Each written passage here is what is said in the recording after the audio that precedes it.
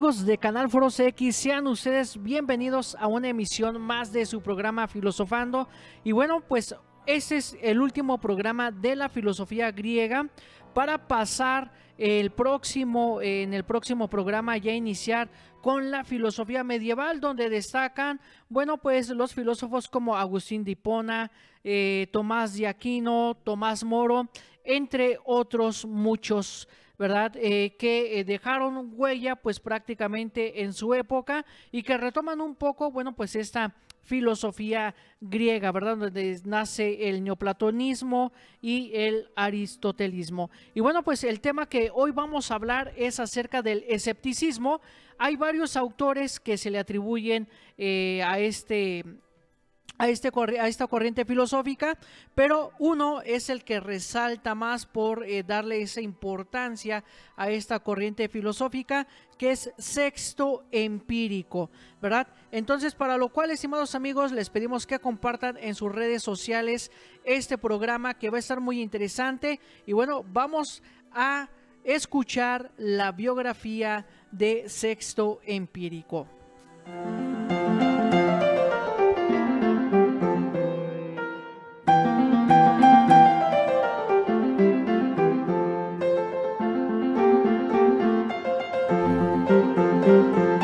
Sexto Empírico lo ubicamos en el 160 después de Cristo al 210 después de Cristo. Fue filósofo y médico griego, uno de los más representantes del escepticismo pirroniano. Sus escritos han sido la fuente para el estudio del pensamiento antiguo y de la corriente filosófica que defendió. Sexto fue conocido como empírico, nombre que recibió debido a sus prácticas médicas y las ideas que promovía, las cuales estuvieron influenciadas por el pensamiento de Pirrón y Enesidemo. Esto se ve reflejado en sus escritos Argumentaciones pirrónicas o Esbozos pirrónicos y Adversus matemáticos contra los profesores, obra conservada y estudiada por las siguientes generaciones. Sobre la vida del filósofo se conocen pocos detalles, por lo que se llegó a pensar que éste no existió. Sin embargo, al ser mencionado en la obra de Diógenes Laercio, su existencia fue confirmada aún sin muchos datos sobre este. Se sitúa su nacimiento cerca de la segunda mitad del siglo II después de Cristo, aunque no se sabe con exactitud el lugar donde nació. Por sus escritos es probable que viviera en Atenas, Alejandría y Roma, lugares donde se formó como médico y filósofo. Durante su formación abrazó los preceptos del escepticismo, corriente filosófica basada en la negación de cualquier certeza. Para el escéptico no existen las verdades absolutas, motivo por el cual estos se oponían a las ideas de los dogmáticos. El escepticismo siempre está investigando y dudando del conocimiento, se abstiene de cualquier presunción de verdad o de conocimiento absoluto. Normalmente pone en duda sus conocimientos, manteniéndose en epogé, dando todos sus juicios e ideas en un estado de suspensión, el cual no le permite negar o afirmar cualquier idea, ya que de esta manera pueden conocer la realidad sin ideas preconcebidas. Como seguidor de la corriente, su pensamiento estuvo influenciado por la obra de Pirrón y Enesidemo, filósofos escépticos de los cuales se conocen sus ideas gracias a la obra de Sexto Empírico. De la obra del filósofo y médico se conservan los escritos argumentativos pirrónicas, también conocidas como esbozos pirrónicos y adversos matemáticos o contra los profesores, textos en los que resumen las bases de la corriente filosófica y los argumentos con los cuales está refutada la idea del conocimiento absoluto y demostrable defendida por los filósofos dogmáticos. Demostraba la imposibilidad de cualquier certeza científica, ética, teológica o de alguna índole. Sexto Empírico aconsejaba evitar toda certeza, presunción de verdad o decisión, de manera que se lograra mantener cierto balance espiritual. Una de las finalidades de la filosofía en sus escritos planteaba como guía para la vida el sentido común. Asimismo, recomendaba orientarse por las necesidades, costumbres, leyes, inclinaciones y tradiciones naturales. Su obra es fundamental para entender el pensamiento antiguo y el escepticismo, dado que poco se conoce sobre esta, además de su negación a la certeza y a la epogé. De sus escritos se conservan solo los libros antes mencionados, aunque en estos referenció a otros estudios como Memorias escépticas o Tratados escépticos y Memorias médicas o Tratados médicos. Estos escritos se encuentran en las bibliotecas españolas como la de San Lorenzo de Escorial y la Biblioteca Nacional de Madrid. Él es Sexto Empírico.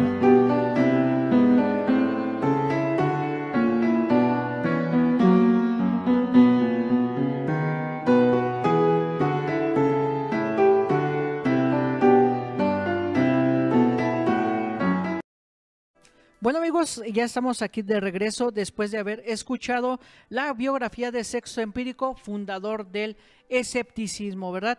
Y bueno, ¿qué podemos decir de esto? Bueno, que con este término que significa indagación, se entiende la tesis que enuncia que es imposible decidir acerca de la verdad o falsedad de una proposición cualquiera.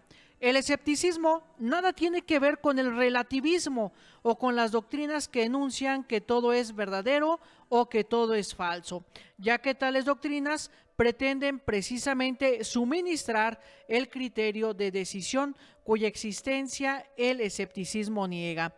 Sexto Empírico definió con todo rigor la naturaleza del escepticismo, afirmando que su principio fundamental es el siguiente: a toda razón se opone una razón de igual valor.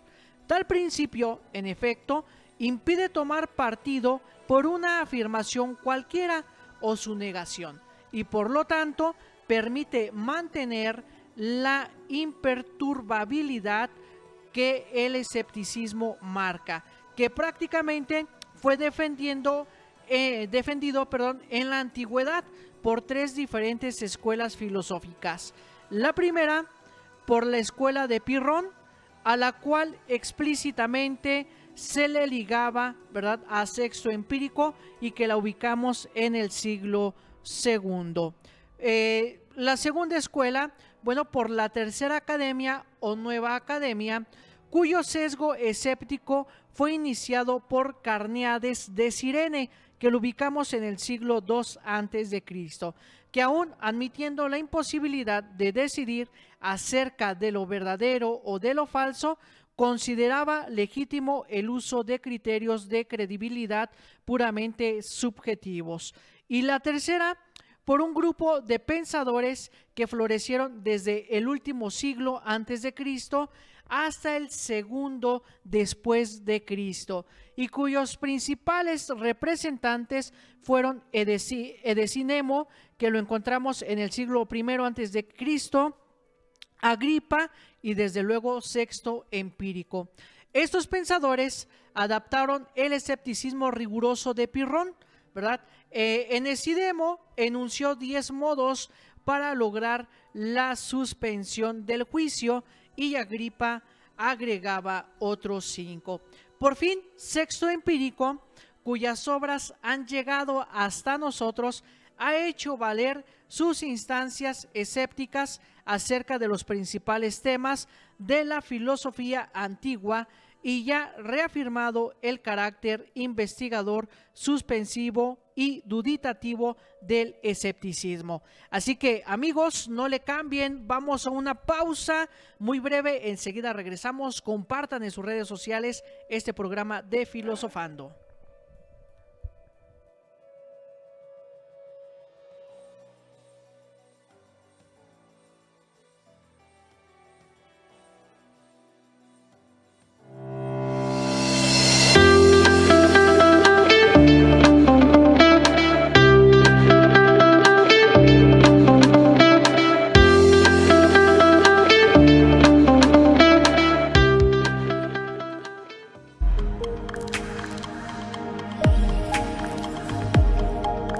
Canal Foro CX, marca la diferencia.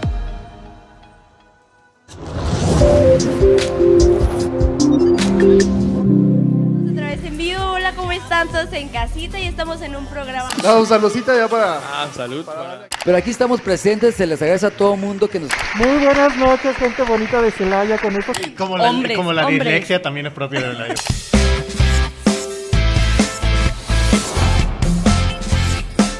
Canal Foro CX. Marca la diferencia.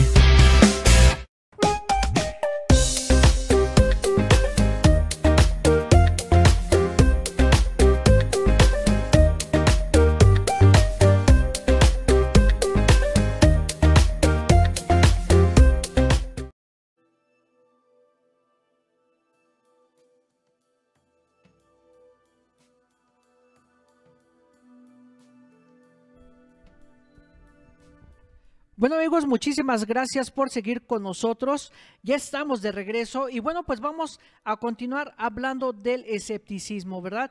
Donde tenemos que el verdadero precedente histórico del escepticismo antiguo es la escuela que de alguna manera nosotros la conocemos como heliomegárica, ¿verdad? La cual se complace en enunciar los argumentos insolubles que representan casos típicos de imposibilidad de decidir de la falsedad o de la verdad de una tesis. En la historia posterior de la filosofía, consideramos nosotros que el escepticismo nunca ha vuelto a su forma clásica. La Edad Media lo ignora completamente. En el Renacimiento florece a través de las menciones de Montaigne como una de las experiencias fundamentales a las cuales éste hiciera frecuentemente referencia. No tenemos comunicación con el ser porque toda la naturaleza humana se halla siempre en medio entre el nacimiento y la muerte y no toma de sí más que una apariencia oscura y sombría, una cierta y débil opinión. Montaigne, de alguna manera, en esta época tiene a la vista, sobre todo, pues este carácter del escepticismo que los antiguos escépticos denominaban investigativo y que para él es experimental, ¿verdad? Que lo consideraba de la siguiente manera: si mi alma pudiera tomar pie y de alguna manera yo no me experimentaría, sino me resolvería, pero ella siempre está en aprendizaje y en prueba. Por lo tanto, aquí habla, ¿verdad?, de este constante experimentar y poner a prueba, bueno, pues todos estos conocimientos, ¿verdad? De allí que, pues bueno, el mismo significado fundamental tiene el escepticismo de Charron, ¿verdad? Que en su libro sobre la sabiduría deriva del escepticismo natural, irracional, que serena la vida y que no se halla en contradicción con la religión. Las mismas cosas fueron dichas por Francisco Suárez, en el Quo Nil Scriptur, ¿verdad? Pero según se ve, estas no son formas de un auténtico escepticismo, ¿verdad? Ni tal escepticismo se vuelve en contraposición, ¿verdad? En este sentido de que fuera explícito defensor de la filosofía académica o escéptica del siglo XVIII. O sea, David Hume, ¿verdad? Que también aparece en esta época, ¿verdad? Dentro de su corriente filosófica, bueno, con ciertos aristas, con ciertos atisbos a esta corriente filosófica del escepticismo, ¿verdad? Donde el gran adversario del pirronismo o de los principios exagerados del escepticismo es la acción, la actividad y las ocupaciones de la vida común, ya lo decía David Hume. Por lo tanto, oponía al escepticismo exagerado o excesivo el escepticismo mitigado, ¿verdad? Que consiste en la limitación de nuestras investigaciones a los objetos que mejor se adaptan a la restringida capacidad de la mente humana. Pero tal escepticismo no se dirige de la tendencia crítica de la filosofía y por lo tanto no puede ser denominado escepticismo con toda propiedad, ¿verdad? Ya que no cumple como con estas características esenciales o primordiales que ya señalaba Sexto Empírico. Por consiguiente, en la filosofía moderna, la función del escepticismo ha sido doble. En primer lugar, ha servido a menudo como blanco polémico o hipótesis de reducción al absurdo a los filósofos que se proponían fundar cualquier doctrina dogmática. En segundo lugar, ha servido como primera bandera contra determinadas filosofías. Así que Schweitzer, ¿verdad?, opuso el escepticismo de Hume al racionalismo de Kant, ¿verdad?, en una obra que intituló con el nombre de Escepticismo Antiguo, Enesidemo, en el año de 1792. De modo análogo, Renzi apeló al escepticismo en contra del idealismo hegeliano italiano en los primeros decenios del siglo XX. Por ende, bueno, pues todas estas propensiones al escepticismo son observables en el ambiente anglófono, ¿verdad?, que parece haber manejado estímulos importantes para desarrollar estrategias nuevas antiescépticas, como la continental, ¿verdad?, que en cambio parece haber aceptado el poder destructor de los escépticos en contra de la tradición filosófica.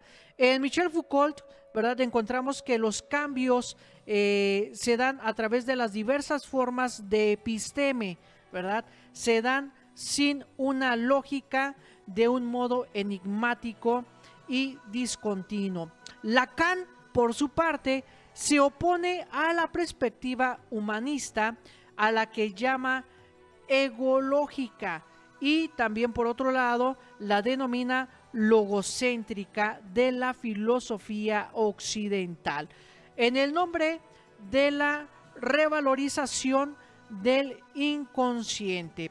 Por último, el desconstruccionismo de Derrida intenta hacer deflagrar las contradicciones de las ideologías y de los textos, ¿verdad?, en contra del carácter unificador de la razón. Pero para todas estas posiciones, el escepticismo no es precisamente una doctrina, porque equivale a una actitud radicalmente crítica en las confrontaciones de las certezas buscadas y practicadas por la tradición filosófica, ¿verdad? Aquí prácticamente tenemos que el debate contemporáneo, este debate analítico, presenta por lo menos dos enfoques diferentes al problema del escepticismo, donde el primero, en este primer problema, destacamos el escepticismo que se ha negado según diversas modalidades como ostentativa, pragmática, de confianza, holista, trascendental y probabilista, ¿verdad? Que estas tendencias, ¿verdad?, estas modalidades van a fraguarse en este primer problema del escepticismo que se le da en esta época, y con todas estas confrontaciones que nosotros encontramos con cada uno de los filósofos, ¿verdad?, de esta época. Y como vemos hasta el momento, bueno, pues el escepticismo va trascendiendo desde esta época antigua, ¿verdad?, en la época medieval, que prácticamente no se le hizo nada de caso, hasta la época moderna. Es cuando se retoma de nueva cuenta esta corriente de pensamiento que va marcando una tendencia, ¿verdad?, hacia un relativismo, aunque bueno, pues el escepticismo y el relativismo son cosas muy diferentes, aunque tienen algunas cosas, podríamos decir, en común, ¿verdad? Entonces el escepticismo pues va a ayudar a poner pues en duda prácticamente todas estas condiciones de conocimiento, ¿verdad?, que nosotros vamos adquiriendo por medio de la experiencia. Y bueno, amigos, no le cambie, quédese con nosotros porque al regresar vamos a hablar de estas dos problemáticas del escepticismo. Enseguida regresamos.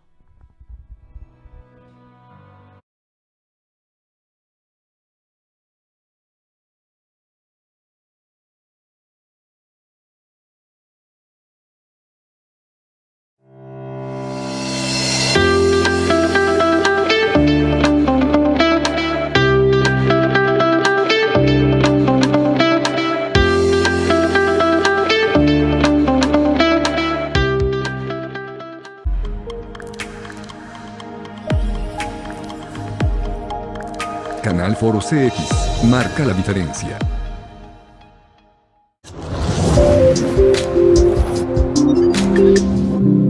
Otra vez en vivo. Hola, ¿cómo están todos en casita? Y estamos en un programa.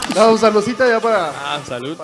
Pero aquí estamos presentes, se les agradece a todo mundo que nos... Muy buenas noches, gente bonita de Celaya, con estos... Como la Hombres. dislexia también es propia del aire.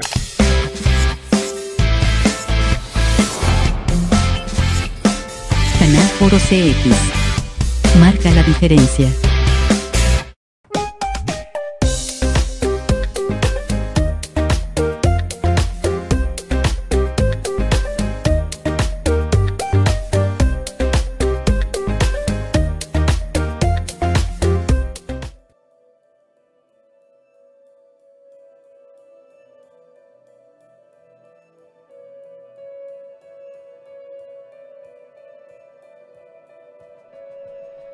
Bueno, ya estamos de regreso, queridos amigos, muchísimas gracias por seguir con nosotros. Los seguimos invitando a que compartan en sus redes sociales este programa de Filosofando, donde estamos hablando pues del escepticismo, ¿verdad?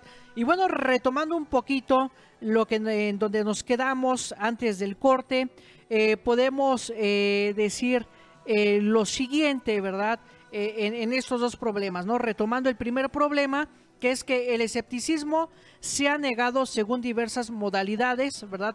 Como lo son la ostentativa, la pragmática, de confianza, la holista, la trascendental y la probabilista, ¿verdad? Vamos a abordar cada una de ellas, ¿verdad? De manera breve, acerca pues de esta negación del escepticismo. En la primera, que es la ostentativa, tenemos que consiste en excluir la duda escéptica mediante el recurso a la more, ¿verdad?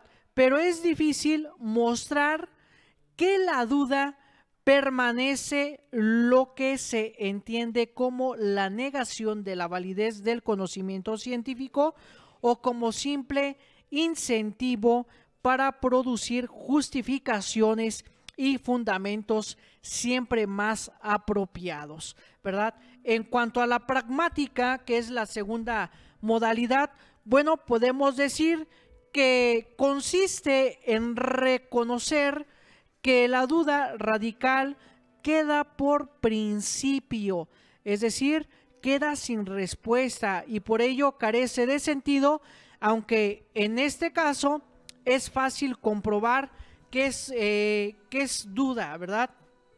Ya que tiene un significado completamente comprensible, ¿no? En esta duda que no queda nada claro, ¿verdad? Y que va a ser como que ese impulso para tener un conocimiento. En el aspecto de la confianza, ¿verdad? Tenemos que recurre a la indiferencia, a la mejor explicación que argumenta la corrección de nuestro conocimiento por sus aciertos explicativos y de predicción. A esto Extrausson, ¿verdad?, objeta que la inferencia está mal construida, porque la existencia del mundo que se infiere no puede pretenderse en un sentido propio una explicación de nuestro conocimiento, ¿verdad? Sino que más bien ya hemos visto con Aristóteles que este conocimiento, bueno, pues se va construyendo por medio de los sentidos, ¿verdad? Se va construyendo por medio de estas experiencias, ¿verdad? Pero que de alguna manera pues nuestros sentidos nos van a ayudar a esta construcción, ¿no? A diferencia de en esta negación del escepticismo de confianza, ¿verdad? Que recurre pues a esta inferencia de la corrección, ¿verdad? Del conocimiento.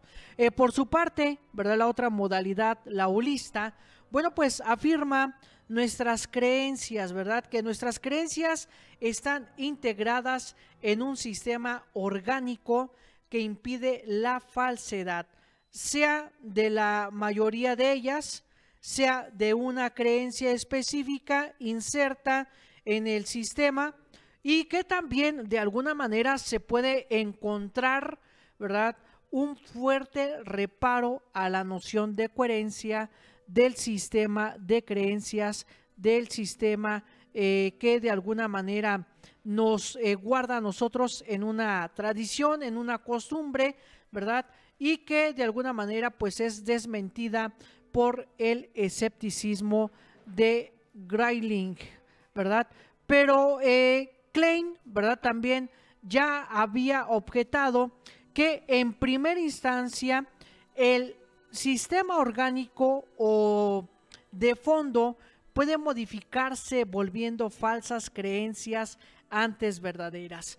Y en un segundo momento, bueno, pues señala que la argumentación referida comete una petición de principio porque adopta como un cierto el nexo casual, ¿verdad?, que precisamente impugna. Por otra parte, tenemos que no otra negación, ¿verdad?, de lo que viene, perdón, otro apartado, ¿verdad?, que nos va señalando Klein, ¿verdad?, en este sentido. Bueno, tenemos que no se puede presuponer ni siquiera la existencia de creencias distintas, ¿verdad? Por ejemplo, de las violaciones, siempre porque el escepticismo podría impugnar desde el inicio esta distinción, y observó que una teoría del significado que excluye lo a priori del escepticismo es de hecho falsa. En el aspecto de lo trascendental, bueno, pues tenemos que es la estrategia adoptada por los kantianos, pero también por pensadores de otra corriente. Lo que viene siendo la modalidad probabilista, bueno, pues generaliza el teorema de Bayes y calcula por anticipado el valor de las opiniones, neutralizando esta situación imaginada por el escepticismo metafísico. La de la hipótesis alternativas se generan explícitamente las mismas consecuencias, pero dicho cálculo presupone que el sujeto racional agente esté exento de errores, lo que es impensable en el caso del hombre. Por lo tanto, podemos decir que la postura escéptica, bueno, ha resultado una consecuencia, ¿verdad?, de alguna manera de deseo, ¿verdad?, de la epistemología. Este deseo de la epistemología se convierte en algo anárquico, ¿verdad?, y de algún otro autor, y resultando de esta manera indeseable de las formas más acentuadas de fundamentalismo, propiamente por su importancia para extirpar del todo, bueno, pues la argumentación escéptica, ¿verdad? Y por ello Mustagraf, ¿verdad?, consideraba lo falso, ¿verdad?, como un mejor antídoto contra el escepticismo. En consecuencia, bueno, pues en el ámbito del segundo debate, de esta segunda problemática, tenemos que es el epistémico, ¿verdad?, este aspecto de conocimiento, porque bueno, pues aquí la duda está entre que si todo es verdadero, que si todo es falso, ¿verdad? Entonces, en este aspecto de conocimiento, bueno, pues se ha llevado a cabo haciendo referencia a nociones como certeza, como justificación, que busca de una definición adecuada, pues el conocimiento. Se ha propuesto de nuevo la duda hiperbólica de Descartes, ¿verdad? Esta duda metódica que también la conocemos y que a veces en versiones actualizadas, como la famosa hipótesis del cerebro en agua, para aseverar que nuestras creencias basadas en la experiencia. De esto tenemos dos cosas, ¿verdad? Una, que no son ciertas, y la otra, que no son justificadas. Pero depende del escepticismo esquemáticamente, que afirma que no hay contradicciones entre la mejor evidencia que tenemos para afirmar P y la negación de P, ¿verdad? Su falsedad. En otras palabras, entre la creencia y la justificación, también que la señala con la guía de la tesis de Gettier, que divide entre tener la verdadera creencia justificada que P y saber que P, ¿verdad? Porque las pruebas que se pueden preparar jamás son decisivas, ya que se demuestra que no se está dominando o que no se está uno dormido, pellizcándose, ¿verdad? Siempre se puede imaginar un sueño en el cual en otras se pellizca, ¿verdad? En este sentido de afirmar y negar al mismo tiempo las cosas, ¿no? O estamos dormidos o estamos despiertos, o viceversa, ¿no? No podemos afirmar al mismo tiempo que P está, pero que al mismo tiempo P no es, o P no está, ¿verdad? Entonces, en este sentido, pues viene este aspecto de este segundo debate del escepticismo. Por eso, podemos decir que este argumento escéptico, pues ha sido contradicho, ha sido modificado por medio de las argumentaciones a lo que Gettier, ¿verdad?, nos dice. Y bueno, prácticamente nos vamos así al debate contemporáneo acerca del funcionalismo o de la justificación. No le cambie, estimada audiencia, quédese con nosotros, que aún más nos falta hablar más del escepticismo.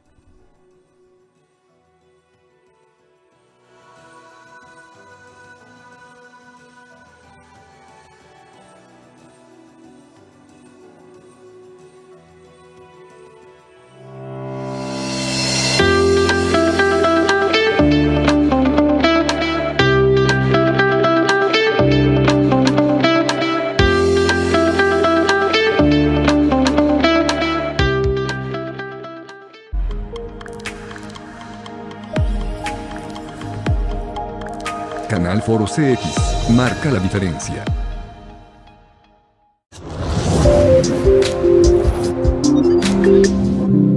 Otra vez en vivo. Hola, ¿cómo están todos en casita? Y estamos en un programa. No, saludcita ya para...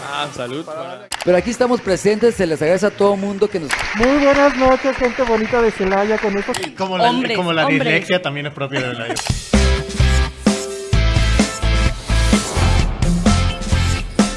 Canal Foro CX. Marca la diferencia.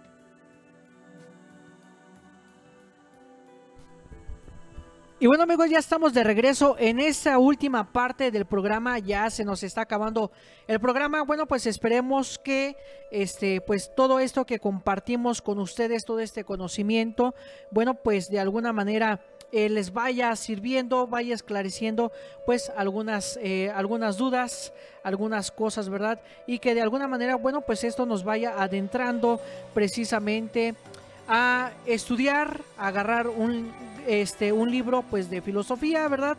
Que pues prácticamente nos ayuda mucho a reflexionar. Y bueno, dentro de del escepticismo podemos encontrar tres aspectos, ¿verdad?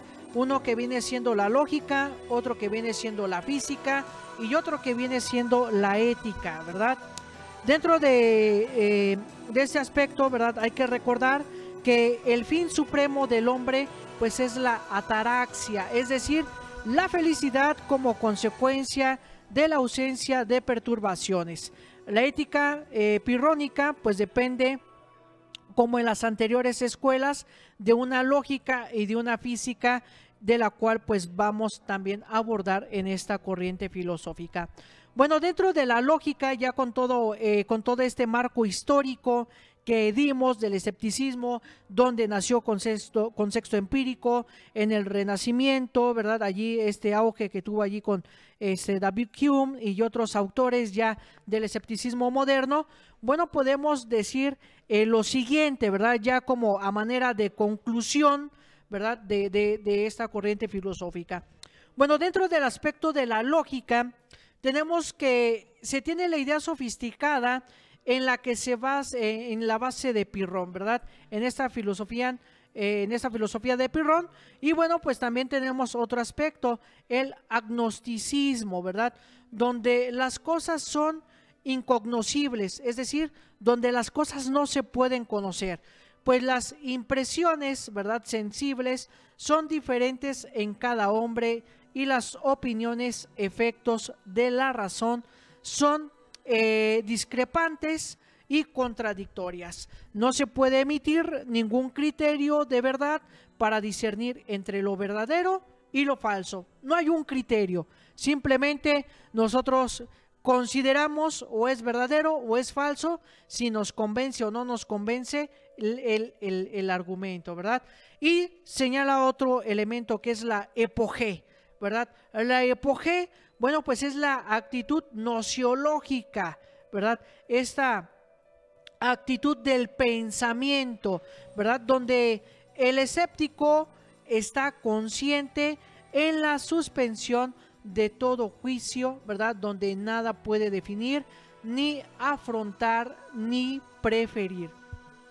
Cualquier juicio es causa de perturbación. No digamos nunca esto es, sino esto parece, ¿verdad? Eso es lo que hay que decir.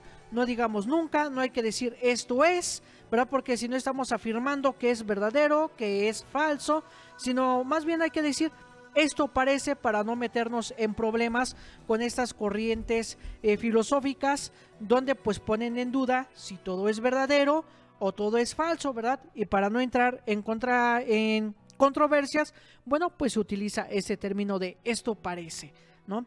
Bueno, respecto a la física, tenemos que sigue el modelo de Heráclito, ¿verdad? Este modelo de Heráclito de la física, donde todas las cosas están sujetas al devenir, ¿verdad? Ya en el programa que hablábamos de Heráclito, veíamos de este devenir constante, que todos estamos en un constante cambio, por lo tanto no vamos a llegar a un conocimiento perfecto, un conocimiento pleno, porque hoy somos, mañana ya no somos, dejamos de ser y volvemos a ser de nueva cuenta. Bueno, y jamás podemos decir que son o que no son, ¿verdad? Las cosas. La incertidumbre aquí y la indeterminación constituyen la naturaleza del ser físico.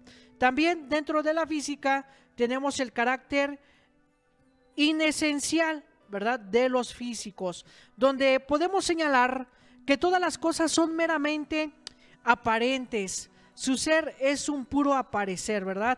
Pudiéramos decir en este aspecto de lo inesencial que quizá todas las cosas son imaginativas, son creación de nuestra mente, ¿verdad? Aparecen cuando nosotros queremos y desaparecen también cuando nosotros lo indicamos. Es por ello que la inteligencia es un puesto, ¿verdad?, donde señala que las cosas no son y que debe de abstenerse a formular juicios, ¿verdad?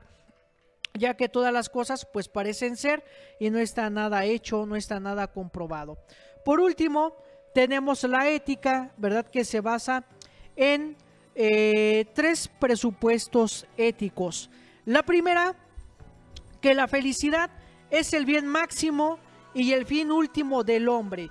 Pero aquí el problema es que ¿qué es la felicidad, no? ¿O dónde buscamos la felicidad? Podemos preguntarle aquí a esta corriente filosófica, porque, bueno, pues si nada es verdadero y nada es falso, bueno, entonces, ¿de qué lado podemos encontrar la felicidad y el fin último del hombre, ¿verdad? Y aquí a lo mejor la respuesta va a ser, bueno, pues parece ser que esto o aquello, pues es la felicidad o es el fin último del hombre, pero allí ya va a depender de la construcción de nuestro conocimiento.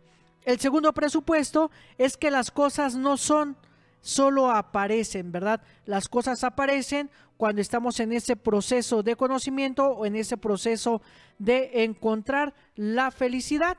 Aquí podemos decir que a veces las cosas suceden por la mera casualidad, ¿verdad?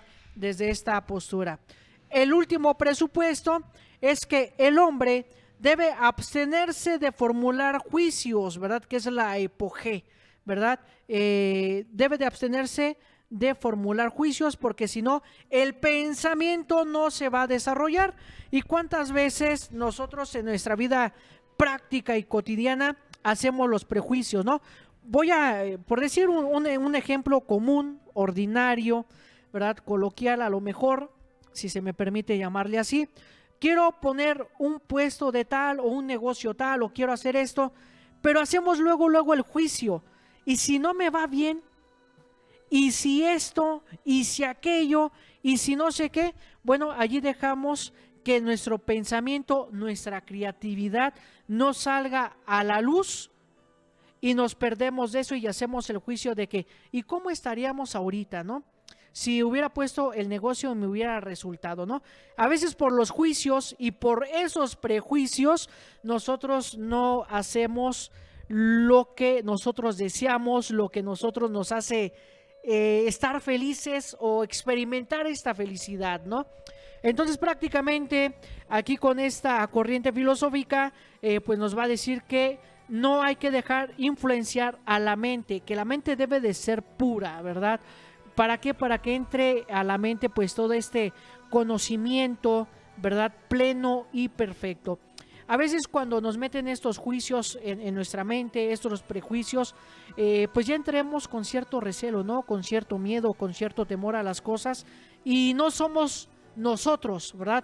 No somos como somos en realidad o como queremos ser. Siempre mostramos algo de reserva, bueno, porque aquí nuestra epoge, nuestro carácter del nous, del pensamiento, bueno, pues ya está influenciado. Por último, ¿verdad? Tenemos el ideal ético, ¿verdad? Que es el resultado que es idéntico al de la Estoa, ¿verdad? Y al de Epicuro, donde la tranquilidad ante los sucesos del mundo exterior y la imperturbabilidad con el equilibrio interior, donde prácticamente, bueno, pues en esta corriente filosófica, pues vamos a encontrar esto, ¿no? Donde ni todas las cosas son verdaderas, ni todas las cosas son falsas, tenemos la tendencia a la búsqueda de la felicidad, no debemos de influenciar nuestro pensamiento y bueno, pues tenemos esa tranquilidad del mundo exterior de que estemos conociendo las cosas, pero esas cosas de que parecen ser que así son, pero no podemos afirmar y negar absolutamente nada. Y bueno, estimados amigos, pues muchísimas gracias por estar con nosotros, por apoyarnos en cada una de las emisiones de su programa Filosofando. Y bueno, como ya les había comentado al inicio, se acaba la época griega dentro de la filosofía con esta serie de programas y bueno, pues para el próximo programa, para la próxima semana, vamos a arrancar con la filosofía medieval, ¿verdad? Que por allí también pues hay datos muy importantes, muy contundentes, donde también nacen nuevas corrientes filosóficas que vamos a ir estudiando, que vamos a ir compartiendo poco a poco a lo largo de toda esta serie pues de programas que hacemos con mucho gusto para cada uno de ustedes. Y bueno, pues me despido de ustedes, su amigo Jorge Gasca, y ya saben que la próxima semana ustedes y yo tenemos una cita en una emisión más de su programa Filosofando. Hasta la próxima.